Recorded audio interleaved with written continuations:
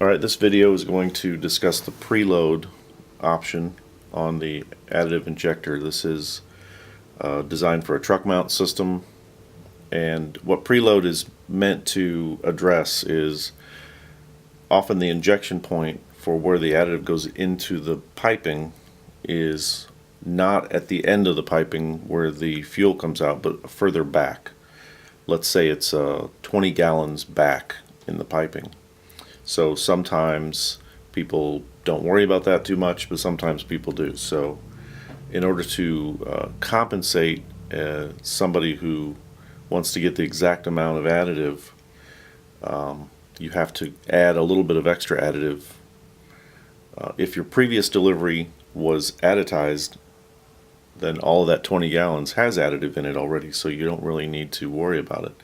But if you make a non-additized delivery, then your lines are full of non-additized fuel, so that first 20 gallons won't have additive.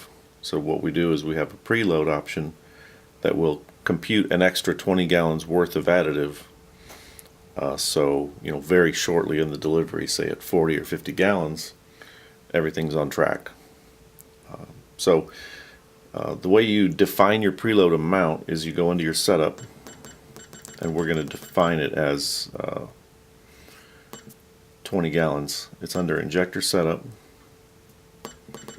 and if you scroll down you'll find preload.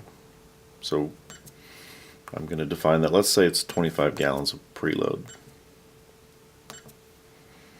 So now it's set to 25 gallons. So now back at the normal run screen, if I'm not going to do additive, of course I don't turn it on. So I make a delivery. The next delivery, I want to compensate for that 25 gallons. So if I press the 1 key before I flip the switch on, you can see preload is now activated. Now I make that delivery, it immediately computed 25 gallons of additive even before I've pumped any fuel. So that's that compensation factor. So I make that delivery. At the end of that delivery, I turn it off.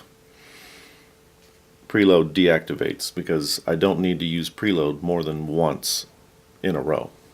So if the very next delivery is also additized, there's no need for preload. So I hope that makes sense. That's what the preload is there for. That's how you set it up. Thank you.